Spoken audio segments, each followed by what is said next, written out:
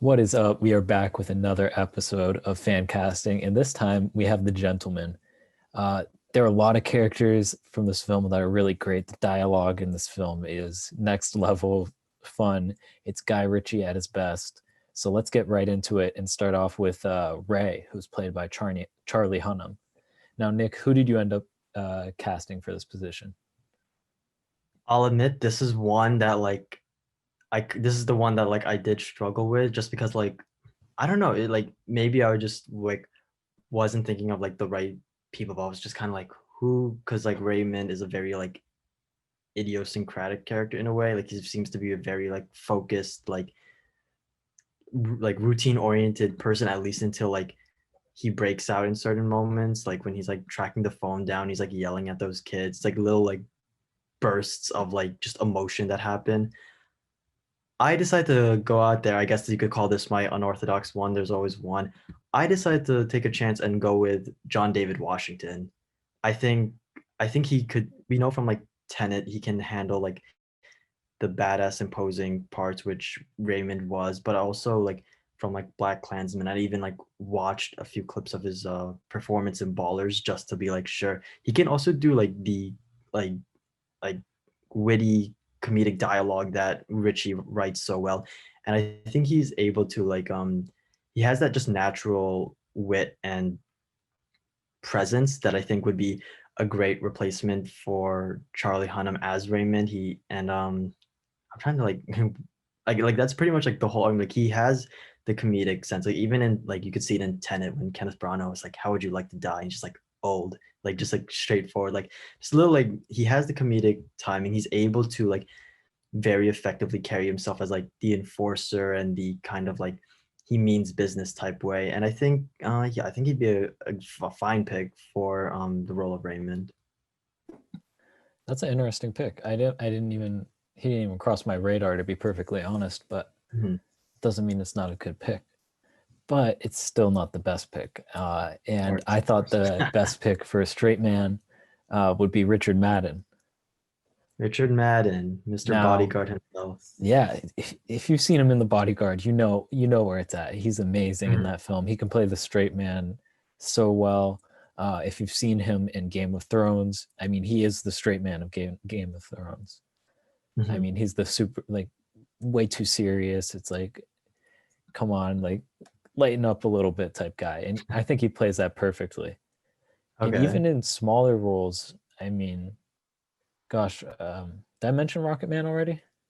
No, you haven't. Yeah, Rocket Man. I mean, his role in that, playing the serious guy, he plays that so well. I mean, he's clearly an extremely talented actor. I don't see any way he doesn't fit in with the rest of this cast. Um, Mhm. and that, and I love Charlie Hunnam as an actor, but I almost feel like this might be an upgrade from Charlie Hunnam. Almost. I'm close. I'm close.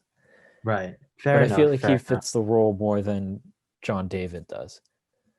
Okay. I just feel like Interesting. his delivery, as far as in that role, I can just picture Richard Madden a little bit more than I can John David. But let's move on. We have Mickey Pearson, who was played by the one, the only, all right, Matthew McConaughey. Who did you end up choosing for the role? I'm just gonna go out and say I went with Hugh Jackman as Matthew McConaughey, as Mickey Pearson. I think because I recall the aspects of McConaughey. His character was both very vindictive, very I remember the scene at the warehouse or something where he's telling the admonishing the guy for 'cause his wife almost got hurt in a previous sequence, and he's very angry, he's very intense, but at the other points he just seems to be this very suave businessman. He spends most of this first part of the film trying to sell off his business. He's a very just charming classic McConaughey presence, and we know Jackman can do fierce. Anyone who's seen a Wolverine or X-Men film can attest to that. I also know he for sure he can do the charming. We talked about this in our Bad Education review, but also if you look at the Greatest Showman or The Prestige from Christopher Nolan. Even if you look at clips from his Tony Award winning performance in the musical The Boy from Oz, you know he can do a very like vibrant, charming, and just very suave persona, without getting too over the top in a way. And I think he'd be such a just charming, charismatic pick to be Mickey Pearson. He can play like the boss. He can play the seller. He can hit all the points that one would need to hit in order to embody Mickey Pearson. I think Hugh Jackman would be such an epic pick. I mean, I think you obviously in part did that because you knew that I was going to have a hard time going against my boy Hugh Jackman. So it seems like a little bit of a defensive pick. Wow, that's really frustrating. So I was in between two people for this role. Hugh Jackman was not one of them. Great pick, not who I thought of. So I'll tell you who I almost picked. I almost picked Tom Hiddleston. But Tom I decided Hiddleston Tom Hiddleston would have been a good choice. he would have, but he wouldn't have been the best choice. And the best choice is King Leo himself, Leonardo DiCaprio. Mr. DiCaprio. Listen, if you bring in the big guns, I mean, I just gotta, I gotta bring in the bigger ones. So Of course. Leonardo DiCaprio is just like, he's next level. He is how many Oscars has he won? One win on it? He's nominated been 6. I don't even know how he only has one Oscar win for The Revenant, right? Yeah, but The Revenant. If you see him play a seriously intimidating person in The Departed, I mean, The Revenant, there's a determination in him, which is a massive part of McConaughey's character. It's that sort of like next level drive that he puts through. You have that sort of businessman feel from The Wolf of Wall Street.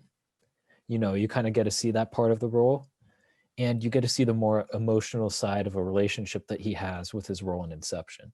So I think I haven't even gotten into Titanic and how he's good at doing the emotional relationship side of it.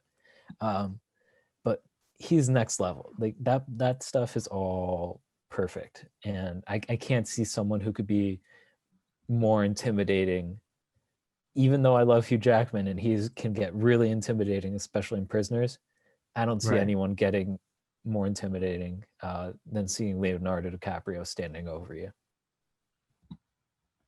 That's that I pulled my defensive pick. You pulled yours. That Mr. DiCaprio himself. Hell of a choice. I had to do it. So we're going to move on to the coach, who's played by Colin Farrell. Now, who did you end up going with this pick? Because this is a great character. Yeah, this is my arguably my favorite Colin Farrell performance. This is such like a great supporting character. This is such a great like Colin Farrell just brings so much energy and craziness to the character. And it's not even that the character is like crazy. It's just that I don't know. He just feels like the most dangerous man in the room, but he just doesn't like choose to indulge in it. And I was thinking about who is a person who can, like what I just said for Mickey Pearson, like who can bring the danger, but also can bring a sense of like reserved energy. And even in this case, specifically with Coach, it had to be something more like off kilter and more like, I suppose, not unstable, just off kilter and unpredictable. So I decided to go with someone I brought up in our last fan cast. I decided to bring up the one and only holder of the high ground, Mr. Ewan McGregor, as Coach. Love the reaction. And like we know he can do, like, just from this year with his performance in Birds of Prey, we know he can do crazy. There's a scene where he's like, there's a few scenes in that movie where he's like just like freaking out and like giving a tantrum. And even though that's not like Coach doesn't give a tantrum, Ewan McGregor can achieve that, like just like kind of like comedic, like intense energy, wildly like waving all around energy. And we also know from things like what are performances I'm like thinking of, like Black Hawk Down, even like in his role as Obi-Wan, even he was in Fargo, in season 3 of Fargo. He is an effective, like, dangerous presence all the same. He has that screen presence. He can still feel like the most effective person in the room, while, as we saw in like Birds of Prey, even in like he was in the live action Beauty and the Beast, I believe he was a Lumiere. He can still have a kind of showmanship type quality that can translate to just like crazier energy. And I think Ewan McGregor would be so hilarious and so effective as Coach. Wow, that's a very good pick. I'm kind of mad you picked him 2 weeks in a row. Sorry, man. Sorry. But it is what it I held is. the It high is what it ground. is. It's too good. Yeah. I mean, and I can't go with Hayden Christensen because, I can't have that low ground. So Mhm. I decided to go with someone who you may know from Captain Marvel. You may know from Sherlock Holmes. Yes. You may know from the film I recently watched, Contagion. Right. Jude Law. He's my pick. I think he Mr. can have Jude. that reserved sort of energy, but at the same Mhm. time, he's a big dude. He can really be intimidating, and he can beat you up if he wants to. Right. That's putting it nicely. I mean, Mhm. if you saw Captain Marvel, he has that sort of intimidating on-screen presence. That's Mhm. his role throughout the whole film. And I think he has that kind of twisted mentality that Colin Farrell's character somewhat has. From, if you've seen Contagion, the kind of like morally unethical reporter he is. And then Sherlock playing like the sidekick, right? Because it's a side character. You need someone who can do that well. He's great at that. He's great in Sherlock Holmes and being kind of on the sides, but he's a highlight in his moments. And that's what is really important for this role. When that guy comes on screen, he has to grasp your attention. And I think Jude Law can really do that. Right. Interesting choice. Jude Law did not, admittedly, Jude Law did not cross my mind. Interesting choice. Yeah. So moving on, we have Henry Golding's character.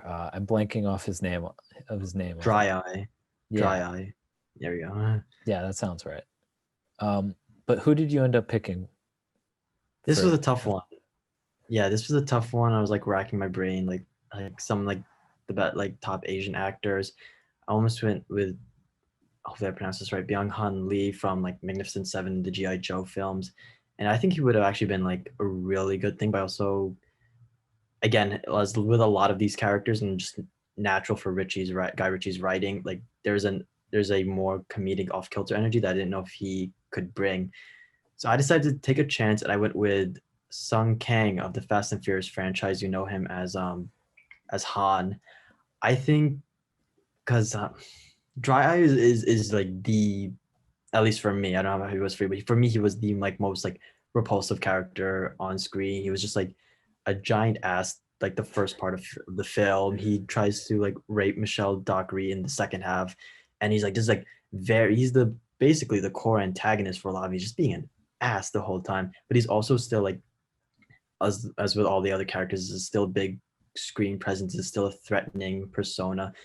And I think Sung Kang can pull that role off. I didn't just watch, I've seen the Fast and Furious films, but to ensure that like this was a good pick, I also watched parts of Better Luck Tomorrow, which is another film he's known for. And he has the same type of like charisma that Henry Golding brought to the role. He can pull off the danger, he can pull off the kind of like unstable quality that was so emphasized in all of Dry Eye's scenes. And I think he would just be another great pick to the cast that I'm assembling, and I think he would be a great pick for Dry Eye. Interesting. I didn't think of Han in that role. I thought of someone maybe a little bit younger. Okay. So I went with someone who's kind of an unknown. We don't know a lot about, but I think there's a lot to marvel at. And that's Simu Liu. I don't know if Shang-Chi himself. I haven't really seen anything of his except a few clips from Kim's Convenience, which I've heard that show is fantastic. It's like a great modern sitcom, is how it's been described to me. I'm going on a limb. I want someone who's young. I want someone who's unknown for this role, who can come in and you're just like laughing at the ridiculousness of him. I've heard he has good comedy chops. He's a big star that you can sell the movie with. Now that he's a Marvel superhero, you start plugging that. A lot of people are going to be going to theaters to watch your movie. I think he's really good for that role because I think he's young, which is like a necessity. Because he's supposed to be the cocky guy who usurps the throne in a way, or at least Right. wants to. And I Right. think he can really portray that well. So that's my pick for Dry Eye. Not bad. Not bad at all. So moving on to Fletcher, who's played by Hugh Grant. Who did you end up casting in this role? Because this is one of my, I keep on saying it because these roles are so good. This is one of my favorite roles of the film. Yeah, this was another tricky one, and it's funny that he and Charlie Hunnam's character were the tricky ones for me because these two basically share the screen for the majority of the movie.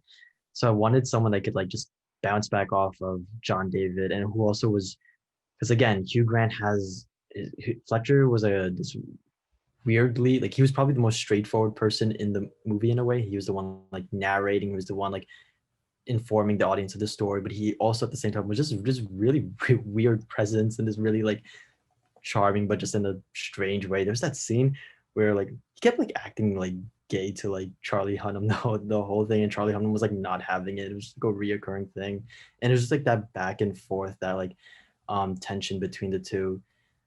I decided to go with someone that, but also I decided to go with um Hugo Weaving. Hugo Weaving of, gosh, he was Red Skull and Captain America, the first Avenger. He was the protagonist V of V for Vendetta. I'm trying to. Oh, he was the villain in The Matrix, Agent Smith. And I'll admit, like, what I was going to emphasize with that also, that Fletcher could also fly into this very defensive position, and I thought combining both the showmanship qualities of V from V for Vendetta. He's a character who is prone to speeches, is a very dialogue driven persona, and then you have the Agent Smith, who's a very physical villain. And then I was like, if you combine those two aspects, you have Fletcher. And Hugo Weaving is such a great actor. He has the kind of just the energy and the momentum that could be brought to Fletcher, and as the narrator more or less of the story, and he can still be that like unpredictable wild card presence, as like, you know, listening from like Red Skull and like The Matrix. He is still a dangerous person while still being like just like that strange like person you get like you getting unpredictable vibes from. So Hugo Weaving is my pick to replace Hugh Grant. Wow. That's not who I would have expected, to say the very least. Not saying it's a terrible pick. Not saying it's a good pick either. Interesting. I went with Simon Pegg. Now, when I think of this role, I think of fun, right? I think of someone just being really well-timed physical humor, because some of the humor, this is spoilers, but if you're watching this, you should have already seen the film. Yeah. The scene where they're walking with the dead body Right. into the house, and then he just happens to walk out of the bathroom. His reaction there has to be it's so physically oriented, and then he hits the line. I think Simon Pegg is really good at that sort of humor. Okay. I think he's really good with dialogue, and you've seen him in a lot of different roles. You've seen him be more serious in the Mission Impossible films. And I think he's just like a stud of an actor for this sort of role. And I think he's the fun you need in it. And I think there's no way that I could think of anyone else other than, of course, Hugh Grant, who would be better for this role. Not bad, not bad at all. Interesting choice. Simon Pegg didn't even cross my mind either, for at least for the role of Fletcher. Yeah. Interesting. So we're gonna excuse me, we're gonna end this with Rosalind Pearson, played by Michelle Dockery. Who did you end up going for with this role? I almost went with Gal Gadot, and I had her for a while because I was like, she could definitely pull off like the fierce, like in your face, like wit of Rosalind. She's like the character. She's just as much of like a boss in the criminal business as her husband, Matthew McConaughey is. And I thought Gadot could really pull that off. Ultimately, though, I decided to go with someone who is just a little bit more known than her. Like I like, as much as like Gal Gadot is beloved and like She's recognized. unknown? What? Huh? She's What? unknown? No, I said not that I'm saying she's unknown, but like it's Wonder Woman, like Fast and Furious. I was like just someone with like just a little bit. And like I hope this doesn't sound like I'm like disparaging her because I do love her so much. But like just for like someone to play off like Hugh Jackman, I ultimately decided to go with Emily Blunt. I think Emily Blunt is a very just badass persona. I think she has everything. She has the wit, she has the charm. If you look at her, even her one of her earliest performances in The Devil Wears Prada, her character is like a very competitive, a very authoritative, like takes no like BS from anyone type person. Then you look at Sicario, you look at um even like what's the other one I'm thinking of? I guess Mary Poppins Returns. Like there's always a wit, there's always a um determination, there's always a momentum that she's like, if you're not going to keep up with me, I'm not waiting around for you. And like she's still able to touch on the tender and emotional parts as we saw in A Quiet Place when she's acting alongside her real life husband John Krasinski. So ultimately, Emily Blunt is my pick for Rosalind. I think she can hit all the core trio aspects of the character. I still love Gal Gadot though. I think she'd still be a great pick, but I ultimately went with that. I almost went with Kate Winslet on that chemistry um, DiCaprio. with DiCaprio, and my chemistry arguments are pretty strong. But I ended up going with someone else. I ended up going with Rachel Weisz. Rachel Now, Weisz. Okay. if you saw her in The Favorite, Mhm. you would see the competitive nature that she has and the intimidating presence she can have in that film. That it's so next level of how good she is as an actress in that film, and how she can balance being quiet at times with also being really intimidating when she needs to be, and showing like herself in positions of power, which is what this role is. Right. um, she has a great filmography. If you guys want to check out her IMDb, it's great, and there's a bunch of other films. But I may not have been the best or the biggest fan of The Favorite, but her in that movie was insane in how she portrays power without necessarily being in the strongest position. Mhm. Um, and I think she could use that relationship she has with Olivia Colman in a way, in kind of the power dynamic of how Olivia Colman may be the boss, but she has the power in the same Right. way, in kind of that relationship with Leonardo DiCaprio playing my version of Mickey. Pearson. Right. So that's Okay. my pitch for Interesting. Rachel Weisz. Interesting. All right. Are we gonna do a So rundown of? yeah, let's go for the rundown. Let's get into it. So I ended up picking Richard Madden as my Ray, Leonardo DiCaprio as my Mickey Pearson. I ended up picking Jude Law as my coach, Simo Liu as my dry eye, Simon Pegg as my Fletcher, and Rachel Weisz as my Rosalind Pearson. Who did you think was my best, and who did you think was my worst pick? Okay. Let's see. Let's see. Simu Liu is hard to counter only just because I haven't seen a lot of him. From what I've seen though, he seems to be able to like have the charm, and the fact that like Marvel recognized something even though he doesn't have a big filmography shows that he's more than capable of holding having a large screen presence. So can't exactly argue against that, but I buy it from what the little glimpses of him I've seen. Rachel Weisz I actually do like as Michelle Dockery. I saw her in the original Brendan Fraser Mummy, which for those who are watching, you can check out my review of that. She hits a lot of the points you made in that movie as well as in The Favorite. So that one I really vibe with. Um, Jude Law as coach, I buy it, even though at the same time, like I haven't seen anything to suggest that energy. Like I've seen him in Captain Marvel, I've seen him in Fantastic Beast, and this old Ethan Hawke movie. Not really old, but early 2000s Ethan Hawke movie called Gattaca, and those roles are always more like serious. And so I say I buy it only with just a tiny bit of like hesitation, just because I haven't seen him like go like off kilter and crazy, especially for the role of coach. Yeah. Leo, it's hard to argue with Leo, especially like um I was thinking of his Once Upon a Time in Hollywood performance, and even like I don't know if you've seen Django, but those two roles that would make a very effective Mickey Pearson, and it's Leonardo DiCaprio. So I would say the ones that like are bugging me are Madden and Peg, admittedly, because like I don't know, Simon Pegg. I just checked. Simon Pegg's 10 years older than Hugh Grant, and just in my head, I picture like Hugh Grant just being Fletcher being an older character than who Simon Pegg is. And Simon Pegg, yeah, like just the age difference like throwing me off. And I don't know, like I would have put Simon Pegg as um like either Raymond or like even like maybe even Coach, because I feel like at least like from his, like I've seen him in Star Trek. I feel like the energy vibes better with those roles than with Fletcher. So I don't know how I feel about that.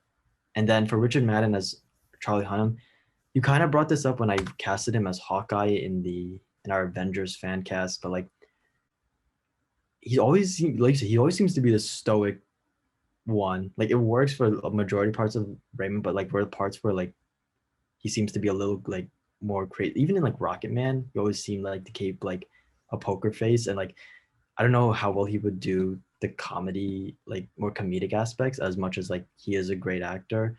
So yeah, I don't know. It's between those two. Those aren't the ones I'm like totally on board with. Everything else though, I'm like I definitely everything else I can buy. Interesting. So why don't you go through your picks and I'll just kind of give my final thoughts. Pearson, Hugh Jackman, Raymond, John David, Michelle Dockery, or Rosalind, Emily Blunt. Dry Eye is Sung Kang. Colin, Coach is Ewan McGregor, and then Fletcher is Hugo Weaving. So Hugo Weaving and Sun Kang are, I'd say, my least favorite casting. Okay. Hugo Weaving, I just don't see it, to be perfectly honest. I don't know. I like him as an actor. I just don't. Something about it doesn't quite fit that role, in my opinion. Okay.